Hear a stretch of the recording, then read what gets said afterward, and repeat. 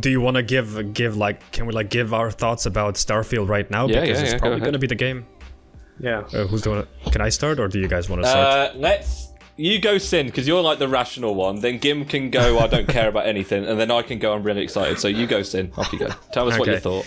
All right. I'm going to try to keep it as brief as I can, but I have a lot of thoughts about this, which are kind of weird that they go together because they're mixed.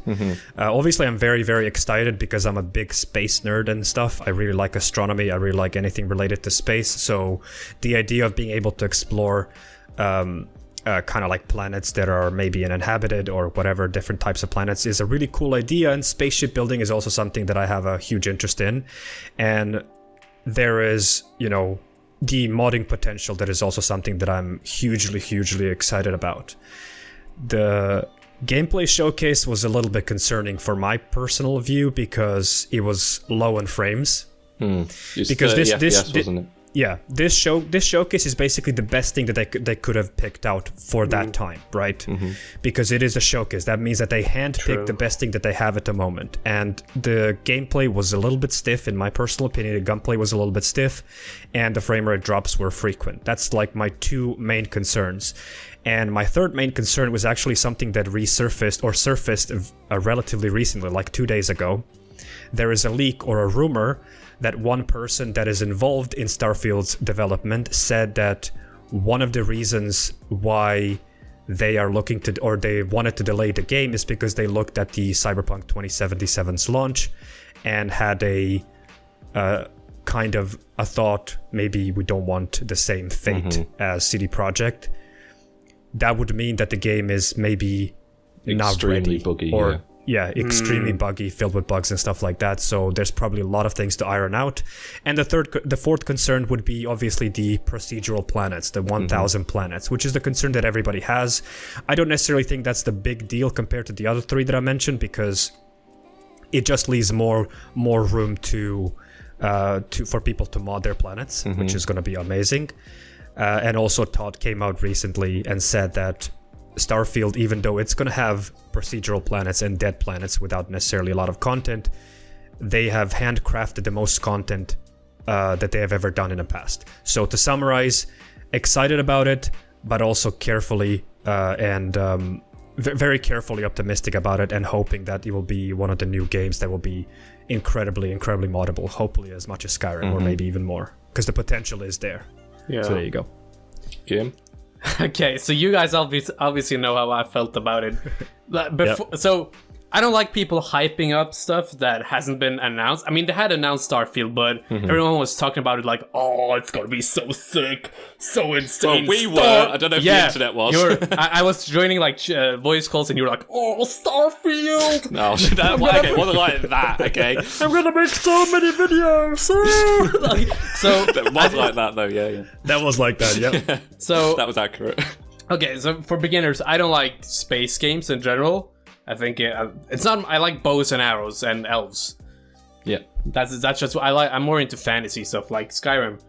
But when it came to the announcement, the stuff that excited me was everything that had to do with role play, RPG. When he talked about how you progress your character, you can pick different jobs, or traits, it could be a bounty under traits, personalities. Yeah. That stuff excited me because that's what Bethesda's good at, right? You play a character in a fun world that you can somewhat interact with.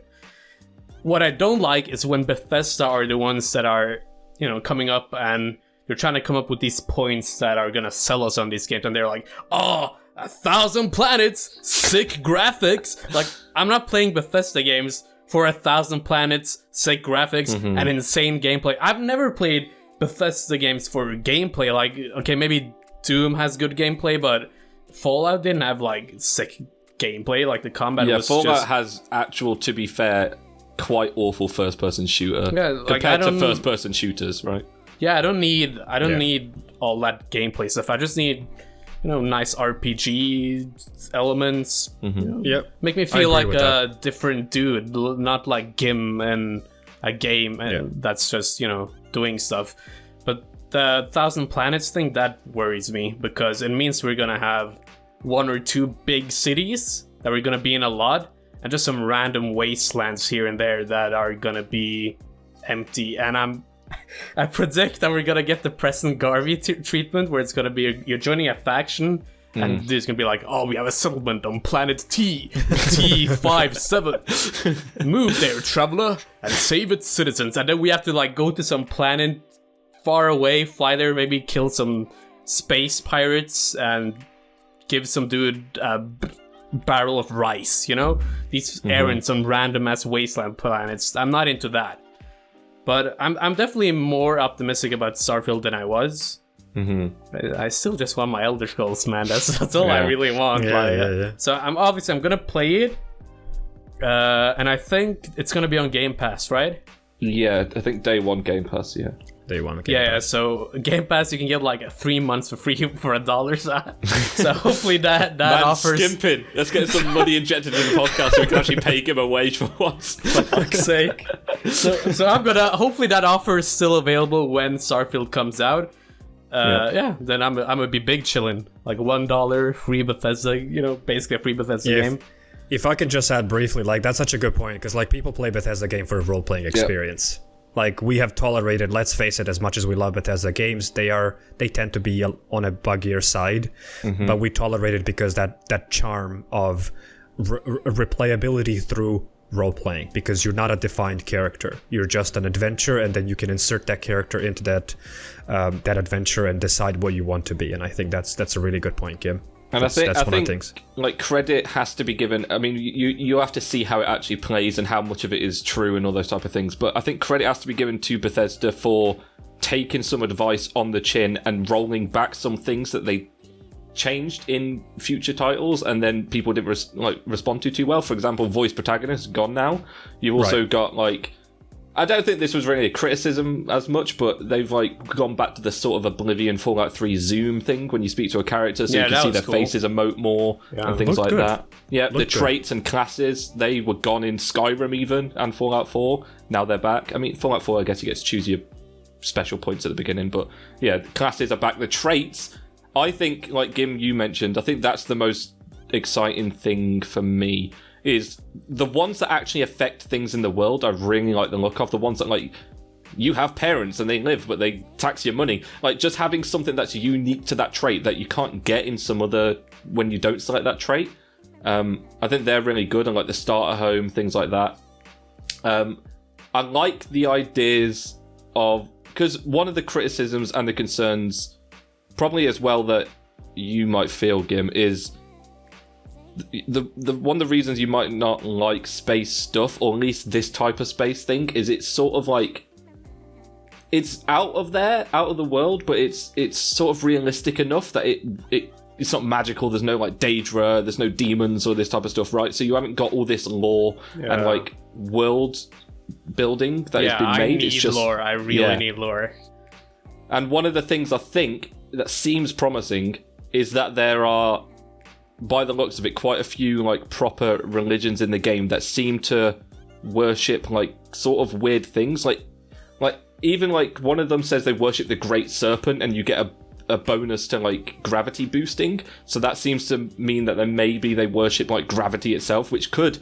It sounds sort of boring if you're just like, gravity, but like if you put some weird magical spin on gravity and just like push it a bit more sci-fi, you can probably do some really cool like weird things with that.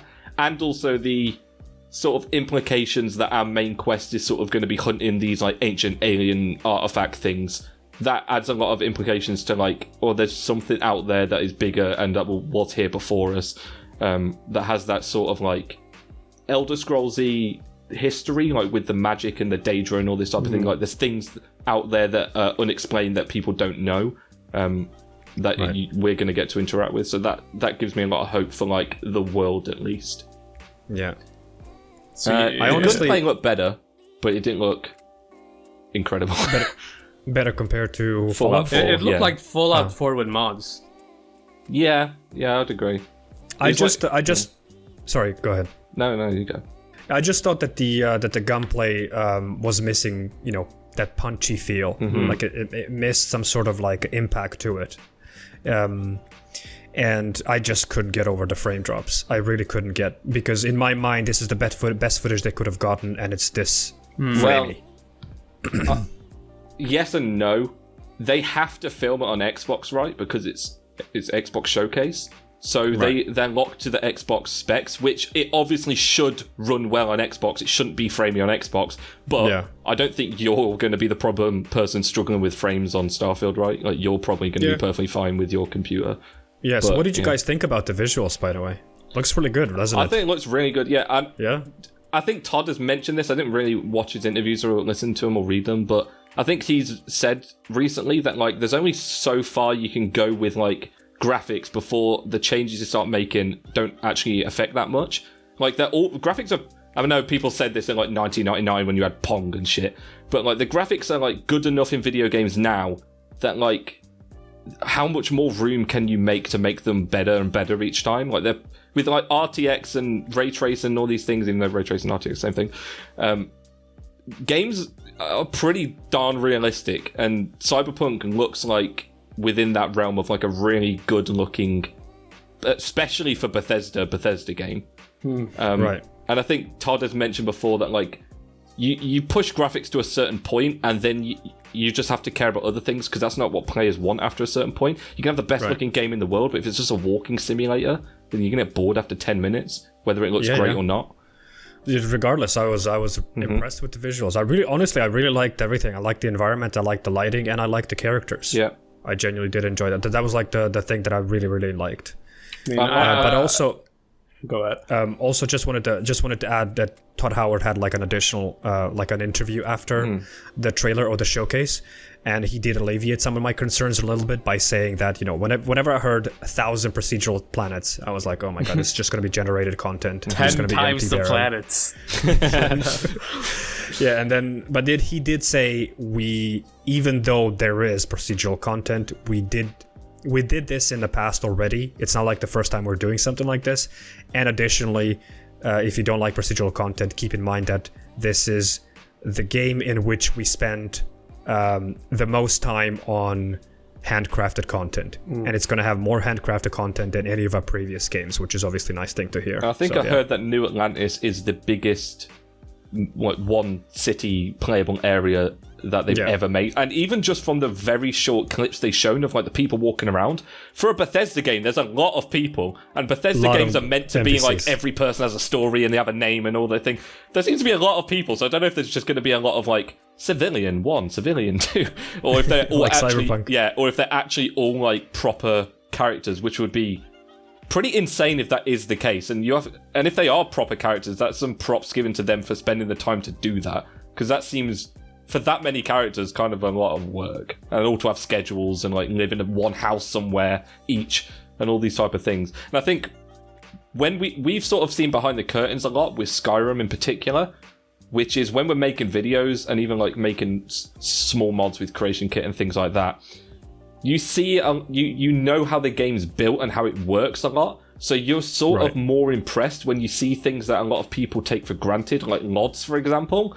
To get good mods in our game, we have to go through a lot of steps and a lot of mods, and it hits a lot of frames to get good mods.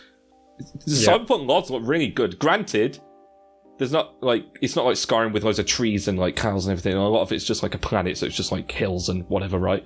But like they look really good for a Bethesda game. Typically, like mods are not their strong suit, so things like that I notice. Yeah, that was that one planet that had like greenery and stuff. I'm also excited for variety, because it's like, even though I do agree partially with Gim, is like I'm also in the same boat as well. Even though I'm a space nerd, I'm like, man, I really like fantasy. I really like medieval stuff. But the good thing about Starfield being set in a sort of futuristic type of a space setting is that literally it's limitless. The options are limitless. They can do whatever the hell they want. They can create whatever they want as far as planets are concerned, with like no breaks, because it's like it can be alien, it can be like oasis type, it can be a desert, it can be a rock, it can be filled with greenery and stuff. And there was one of them that had like animals and stuff, and had vegetation and all of that. So I'm really excited for variety and exploring all of that stuff. I have a question sort of related to that. Do you think, just because it's Elder Scrolls, it's going to do great and everyone's going to love it, whatever, but do you think there's a fear of Elder Scrolls 6 being almost overshadowed by how much variety and how big of a playable area there is in Starfield. Because, like, how... You're just going to have one province, possibly you have Hammerfell and High Rock or whatever, but it's just like one big landmass. It's not like 1,000 planets with all different variety and ice and this and that. It's like they have to stick to what those provinces are allowed to do. Do you feel like Starfield, I mean, we won't know until we play, but do you feel like there might be a fear of Starfield overshadowing Elder Scrolls 6 in that regard? I don't think so. I think people are just people are just so excited for Elder Scrolls 6 that I don't think whatever Starfield does, even if it does the best homework in delivering the best product that we can imagine in the space universe, nothing is going to trump the excitement when Elder Scrolls 6 gets announced and stuff like that. So it's just such a big IP, and everything that comes with it is just one of the main reasons why people know about Bethesda is because of Elder Scrolls. Yeah, it's always especially so. Yeah, I just hope that they build on what they announced. Like what we saw for the Starfield, I hope they build on that for the next Elder Scrolls. That's what got me really excited. Do you think they did the Elder Scrolls 6 trailer in Starfield?